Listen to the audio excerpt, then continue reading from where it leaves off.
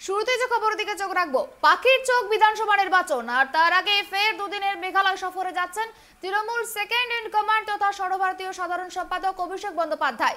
সূত্র মারফত জানা গিয়েছে এই সফরে অভিষেকের সঙ্গী হতে পারেন মুখ্যমন্ত্রী মমতা বন্দ্যোপাধ্যায়।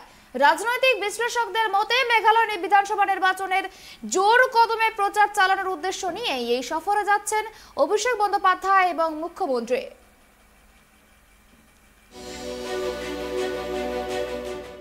এবার পাখির চোখ মেঘালয়, তার আগে দেশের বেশ কিছু রাজ্যে রয়েছে বিধানসভা নির্বাচন রয়েছে মেঘালয়ে। এবার সেই মেঘালয়ে দুদিনের সফরে যাচ্ছেন তৃণমূলের সেকেন্ড ইন কমান্ড তথা সর্বভারতীয় সাধারণ সম্পাদক অভিষেক বন্দ্যোপাধ্যায়। রাজনৈতিক বিশ্লেষকদের মতে মেঘালয় বিধানসভা নির্বাচনে জোর কদমে প্রচার চালানোর উদ্দেশ্য নিয়েই এই সফরে যাচ্ছেন অভিষেক বন্দ্যোপাধ্যায়। তৃণমূল সূত্র জানা গিয়েছে আগামী 17 জানুয়ারি দুদিনের মেঘালয় সফরে যাচ্ছেন অভিষেক বন্দ্যোপাধ্যায়। গতবারের মতো এবারেও অভিষেক বন্দ্যোপাধ্যায়ের সঙ্গে মেঘালয় সফরে যাচ্ছেন স্বয়ং তৃণমূল নেত্রী মমতা বন্দ্যোপাধ্যায়।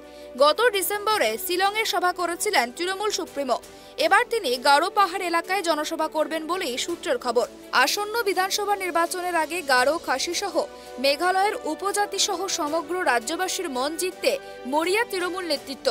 প্রসঙ্গত গত মাসেই মেঘালয় সফরে গিয়েছিলেন মুখ্যমন্ত্রী মমতা বন্দ্যোপাধ্যায় এবং অভিষেক বন্দ্যোপাধ্যায়। বিমানবন্দরে পা দেওয়ার পরেই সেখানকার বাসিন্দাদের উষ্ণ অভ্যর্থনায় অভিভূত হয়ে যান তৃণমূল সুপ্রিমো। তারপর শিলংয়ের কর্মী সভা থেকে মেঘালয়ের জনগণকে তাদের অধিকার ফিরিয়ে দেওয়ার বার্তা দেন বাংলার মুখ্যমন্ত্রী। নাম না করে বিজেপিকে কটাক্ষ করে তৃণমূল সুপ্রিমো জানান, তিনি বলেন মেঘালয়ের মানুষের অধিকার ছিনিয়ে নিতে নয়, অধিকার ফিরিয়ে দিতে এসেছেন। অভিষেক বন্দ্যোপাধ্যায় ভাই বন্ধু হিসাবে সর্বদা তাদের পাশে থাকবেন বলেও জানিয়েছেন মমতা বন্দ্যোপাধ্যায়। আবার তার দল ক্ষমতায় এলে বাংলার লক্ষ্মীর ভাণ্ডারের মতো মেঘালয়েও মহিলাদের 1000 টাকা করে মাসিক ভাতা দেওয়ার ঘোষণা করেছেন। শিলংয়ের রাস্তায় হাঁটতে বেরিয়ে নিজস্ব ভঙ্গিতে জনসংযোগ করেন মুখ্যমন্ত্রী Mamata Bandyopadhyay.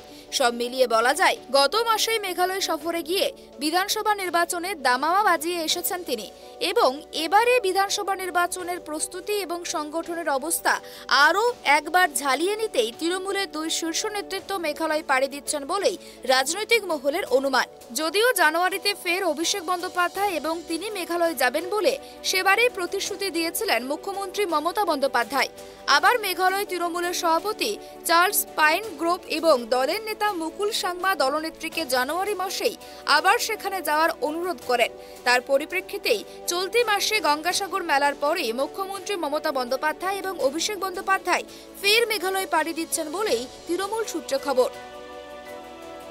Bureau report, tribe TV. এই বিষয়ে আরো বিস্তারিত জানবো। আমাদের সঙ্গে টেলিফোন লাইনে রয়েছেন আমাদের প্রতিনিধি দেবজানী। তোমার কাছে জানতে চাইবো মেঘালয় সফরে মুখ্যমন্ত্রী মমতা বন্দ্যোপাধ্যায় এবং অভিষেক বন্দ্যোপাধ্যায় কি কি কর্মসূচি গ্রহণ করবেন, সেখানে গিয়ে কি জানতে পারছো?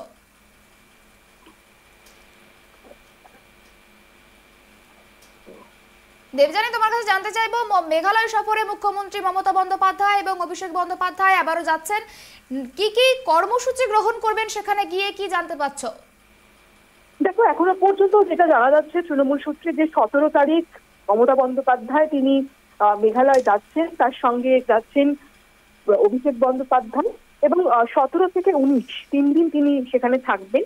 এবারে আমরা দেখেছিলাম যে ডিসেম্বরে যখন তিনি গেছিলেন তিনি শিলংয়ে সভা করেছিলেন, এবারে তিনি গারো পাহাড় এলাকায় জনসভা করবে বলে এখনো পর্যন্ত তৃণমূল সূত্রে আমরা জানতে পারছি। এবং গারো, খাসি সহ মেঘালয়ের যে উপজাতিরা রয়েছেন সেখানে তাদেরকে বার্তা দিতে চাইছেন মমতা বন্দ্যোপাধ্যায়।